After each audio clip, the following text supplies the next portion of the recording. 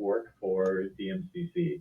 And we have a board ourselves, and many of those, perhaps all of our board members are on as well on the part of this meeting, wanting to hear firsthand this discussion. The next slide.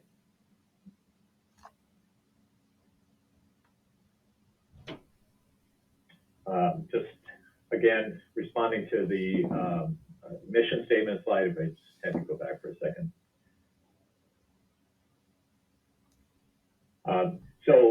We have a mission statement that drives our work and drives how we organize resources. But really, it's as the mayor talked about, it's using Mayo Clinic as a catalyst to help Rochester grow, to position Rochester as a premier destination for health and wellness. And out of this has emerged this concept of America's City for Health. I mean, known locally, we are the Med City, and you see that in a lot of branding throughout the city. Lots of organizations use that term, but really on a more national level, thinking of us as America's City for Health. And we can go on to the next slide. When we started our work, we tried to create a set of metrics about how do we know that we've been successful. And the 20-year arc of this work, we have targeted the idea that we would have a comprehensive strategic plan. That's really our development plan, that we will generate $5.6 billion of private investment. This is both Mayo and non-Mayo, again, over a 20-year period.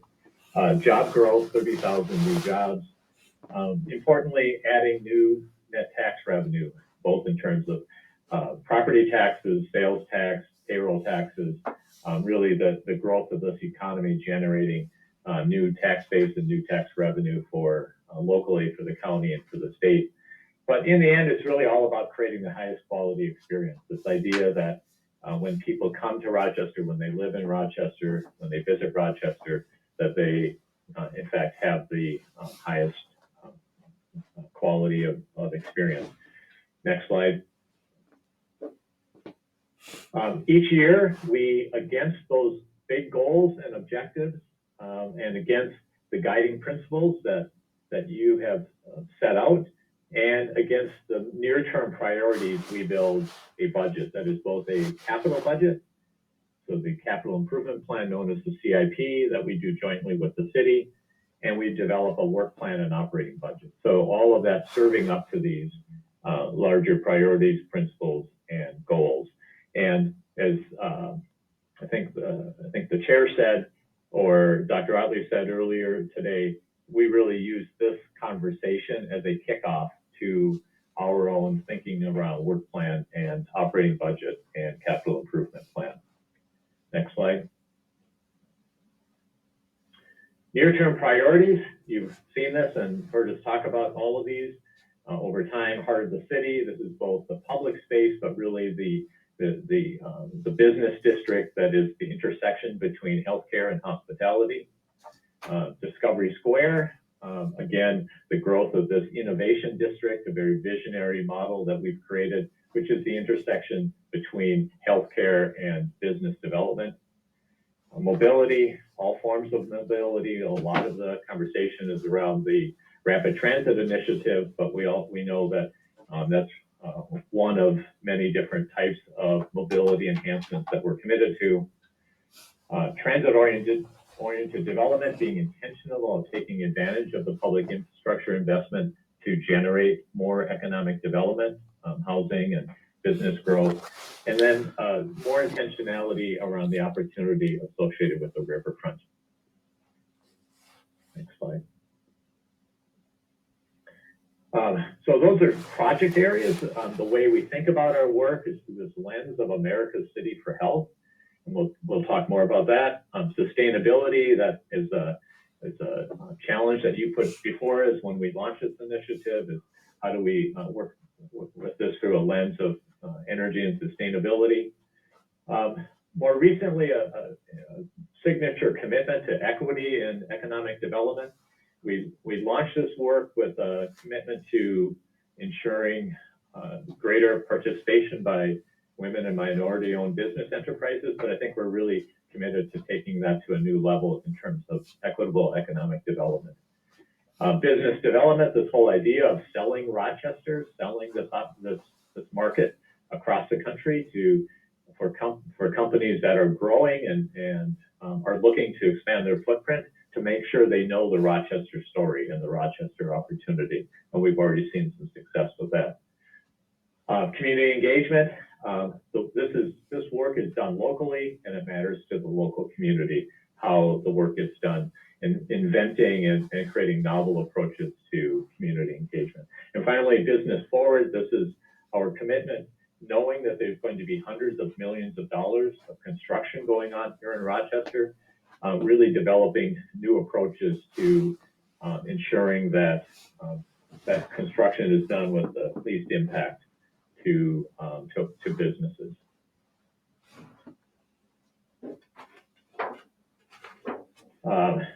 We have a range of anticipated use of public infrastructure dollars that were developed and advanced in our 5-year update. I won't go into any of this. And then I think I will forego much detail if we just go to the next slide. So we've talked about public realm, some examples of the work we're doing in the public realm. We've talked about, maybe a little too fast, part of strategic development, talked about mobility. So these again are all, I think I don't need to repeat all of these, but these were all a part of our work plan. And of course, streets and sewers is stuff that people don't necessarily pay a lot of attention to, but in many ways, the downtown Rochester and the infrastructure was built for the 1950s, and we're investing now these generational investments that are really building the infrastructure for the 2050s.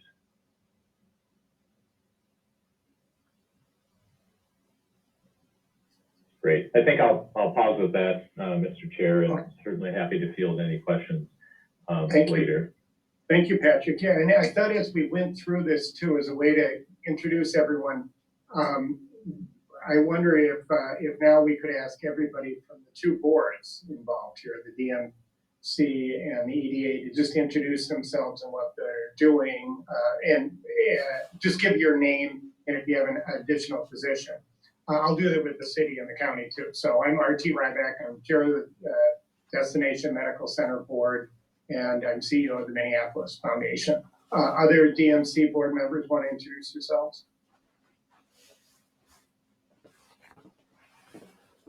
I'll jump in. Okay, go ahead. I'm sorry, Paul. Mark Tyne, County Commissioner, and my first. Very much to everybody here today. Just a couple of minutes here where we'll talk about the county, what the county's been busy with.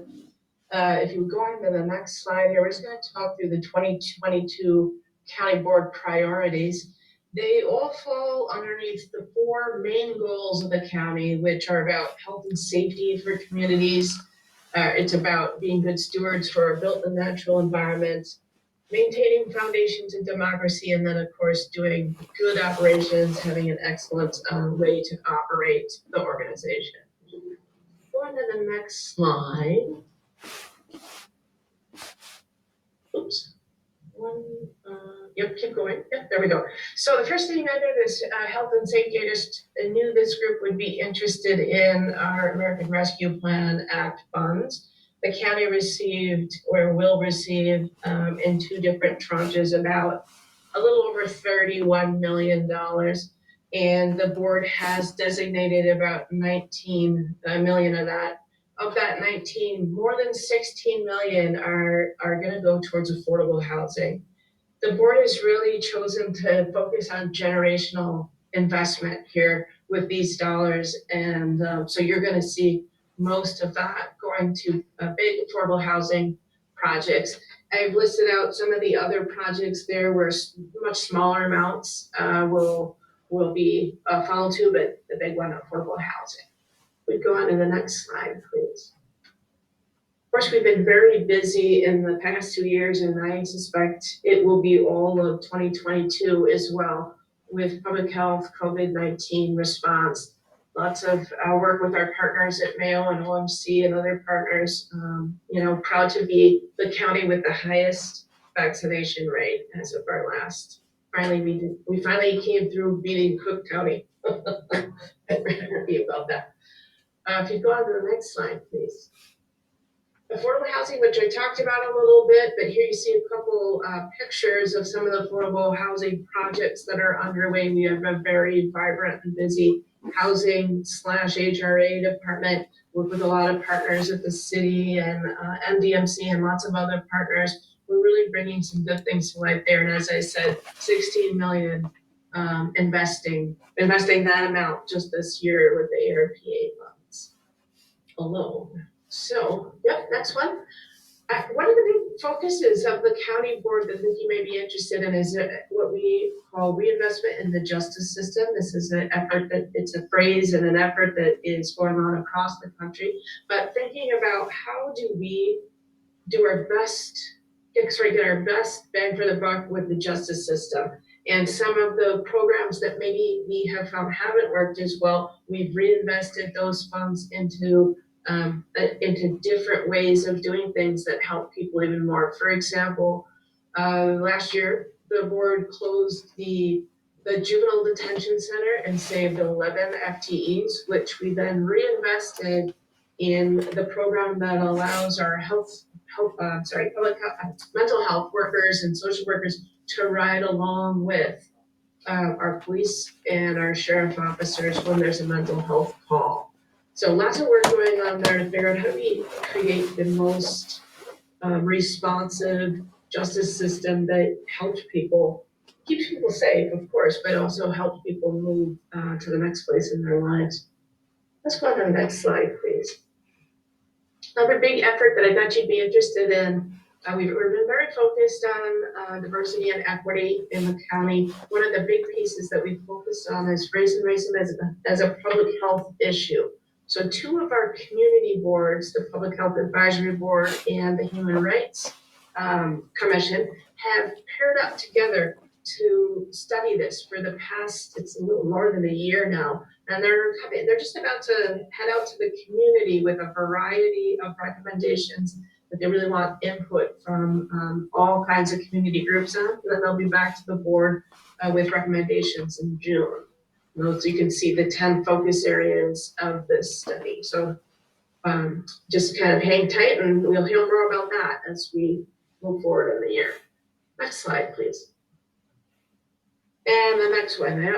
So in the area of natural environment, this is just a little project, but I love this project. It's one that uses the ash. You see that picture on the left there is ash that comes out of the bottom of the waste to energy facility and normally just gets put into a landfill. But this project that's been underway for some time is to use that ash in the bituminous when we're building the roads. That's the picture, of course, on the right. And the idea is not only that we can hopefully make the cost of bituminous a little bit cheaper, but we also save space in the landfill, and that saves us money. So we're going to do a pilot this year, and we're really hoping we can push that forward to more bituminous projects in the future. So, all right, next slide. We're working on an open space plan that's really going to look at what does this community need, not only in terms of recreation, but also wildlife corridors. What do we need in terms of agriculture, nature and outdoor recreation? So we're excited about where that plan will take us this year.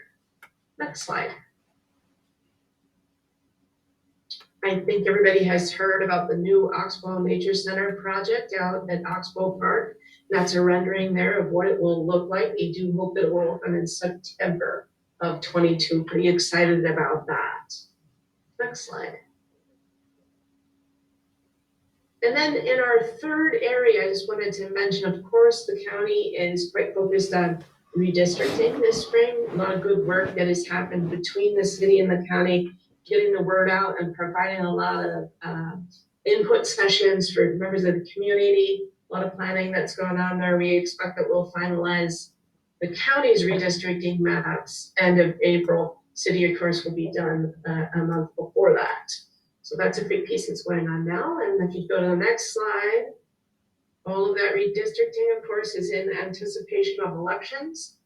This is, boy, one of the most important things we do here at the county is to make sure that we're delivering fair, fairly administered elections. And we're again very focused on this, a lot of pressure on the elections area, as we all know.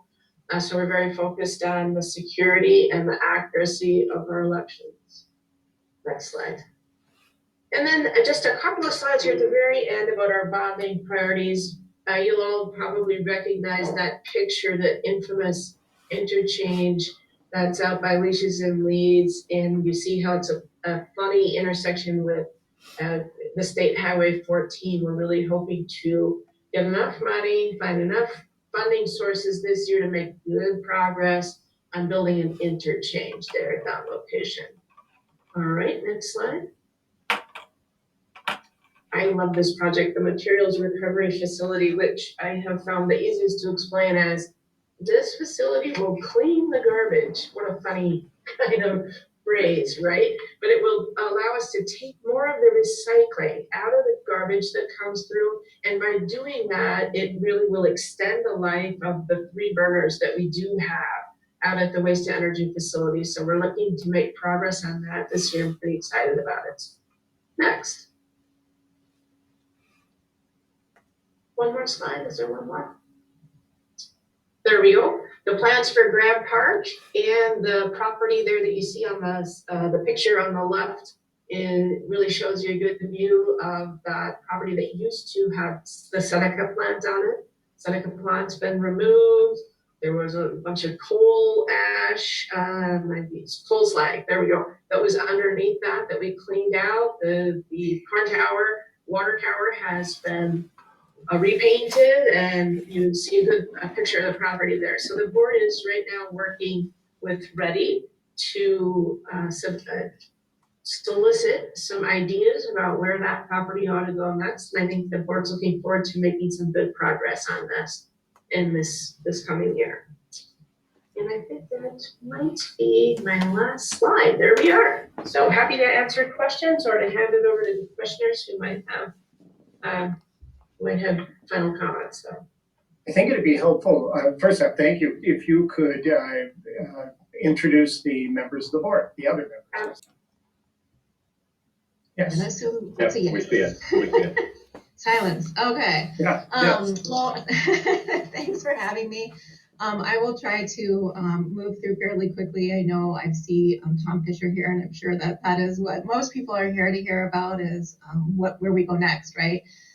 So very proud to be representing the city of Rochester, sharing some of our organizational priorities. And I think you'll see that there's a lot of alignment with what you heard from Heidi and from Patrick.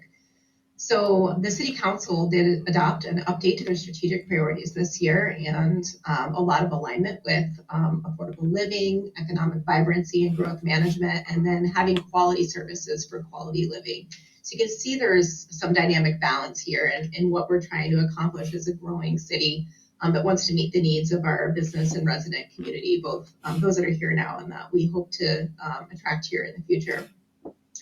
So delving a little bit deeper, a little nod to our friends at Olmsted County, close up of the newly painted Corn Tower People's Choice Award for 2021. You can see the areas of focus in affordable living are really in some ways obvious, right? So housing variety and affordability, but not just affordable housing, making sure that there are things for folks across the spectrum of their housing needs, whether that's their first home or whether we want to try to keep someone in a home that they can maintain later on in life. Having those transportation options and access directly in alignment with some of the BRT and transit-oriented development, equitable regulatory landscape and creative incentives, and access to opportunities and amenities. So you can see embedded here some of our foundational principles of financial stewardship, environmental stewardship, making sure that we are a socially equitable community and that we consider social equity in all that we do. Then that economic vibrancy and growth management, making sure that we're continuing to grow economically, but also focusing on what we already have and assuring that we can support that. So making sure we have that alignment, with all of our economic development partners, including DMC, the county, and others, such as Ready and the Collider and all of the folks that do so much great work in Rochester and around Rochester, making sure that we have that competitive and sustainable approach that effectively allocate our resources and our joint resources and partnerships, and making sure that we also focus on implementation strategies that focus on our comprehensive plan and reflect the council and community values. Then this quality services for quality living priority. Obviously, that's one of the most important things that a city does beyond public safety, is to really make sure that people have access to cultural and recreational opportunities that represent them, that our organization and our services reflect the changing demographics in our community, that we're easy to navigate, that our operations are sustainable, and that we're integrated across our organization because we do provide such a variety of services to the community. And then, of course, considering our foundational principles in all that we do.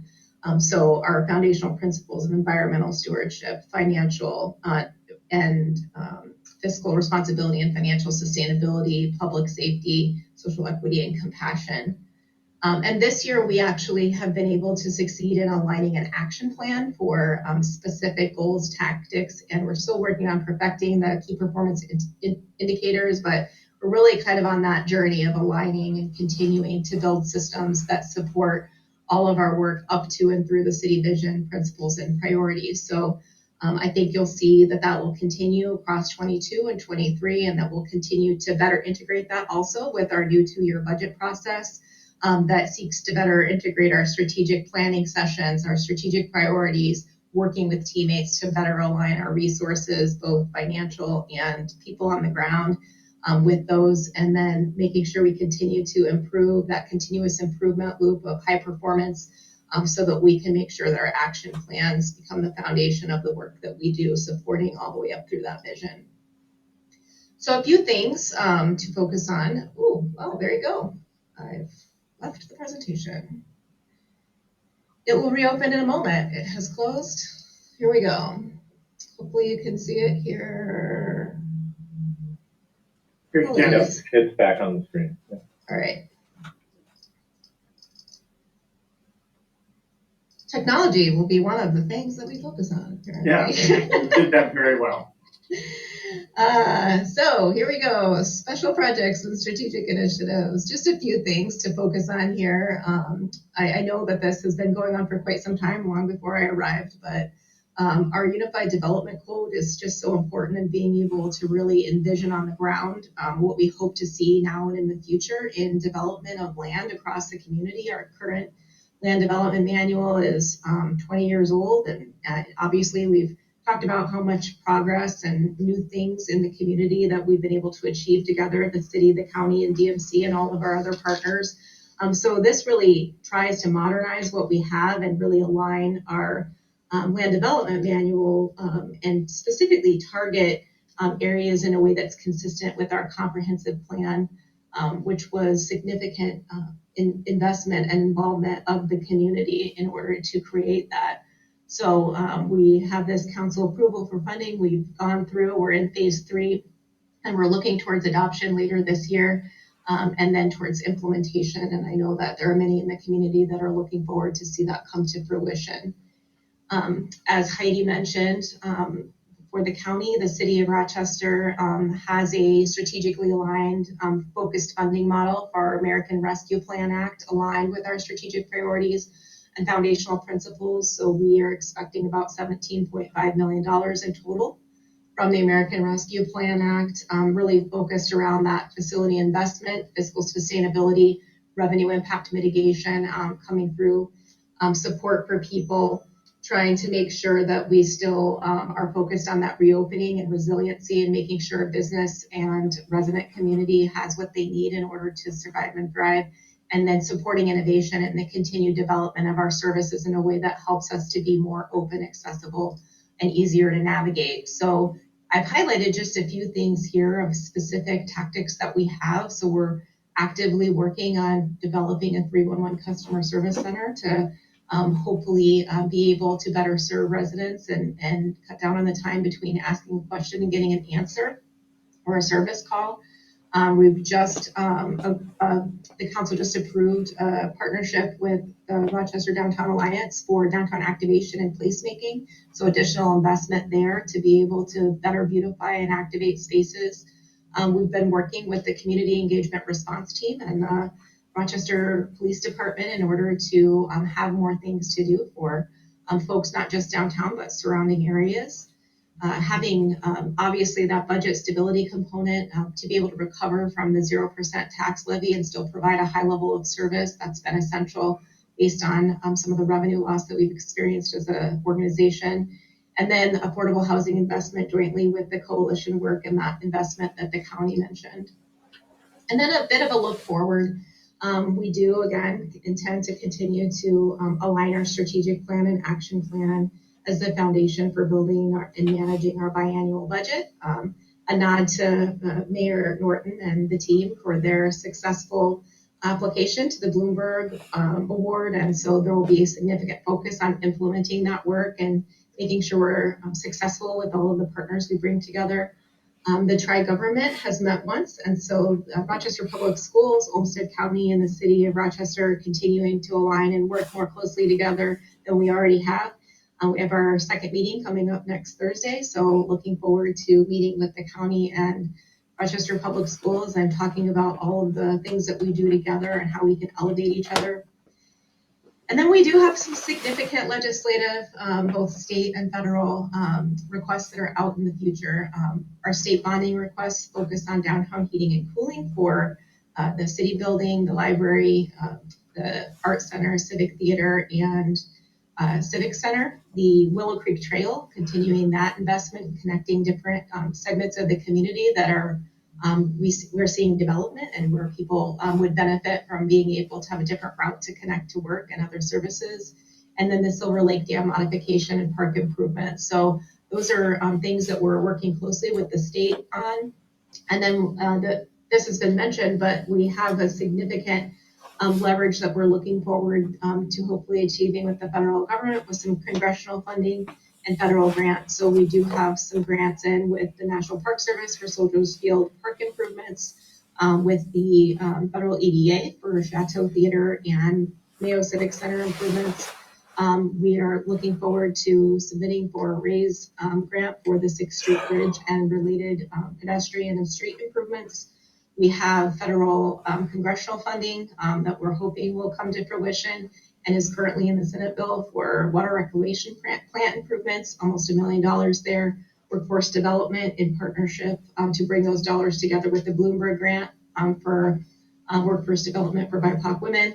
And then a records management system component for the Rochester Police Department for their continued improvements there. And then you may have seen in the news, the City Council just advanced a sales tax continuation strategy that would, if we are successful, bring about $205 million over a little over 16 years, really focusing again on housing vitality. And that would be, of course, in partnership with those that we continue to work with, street reconstruction to make sure we have the best modes of transportation for residents, businesses, and visitors. And then flood control and water quality, continuing our investment there to maintain and preserve what we have and continue to increase capacity there. And then another project focusing on a regional community and recreation complex. And the key here is these are quite large ideas, and we have significant room and desire to engage community and make sure that we are best leveraging these investments in order to make sure that the entire community is represented, as well as elevating those foundational principles that I mentioned of social equity and fiscal responsibility, compassion, making sure that they're safe, our community is safe, and ensuring that we're always looking at environmental stewardship. I guess the last thing that I just want to point out is that we can't accomplish any of this without our teammates here in the city of Rochester. We also have a key component of this that's focused on continuous improvement across our organization. And I just want to send a big thank you to Liz Stay for the beautiful background behind me and to Jessica Schuler for making this presentation look good. So appreciate just having a moment of your time to share the big things that are ahead of us in the city of Rochester, and appreciate your partnership, because without you, we also can't achieve those big goals either. Wonderful. So do you want to pass it to a city council member and ask them to pass it to each other just to give an introduction? Sure, I see you right in the middle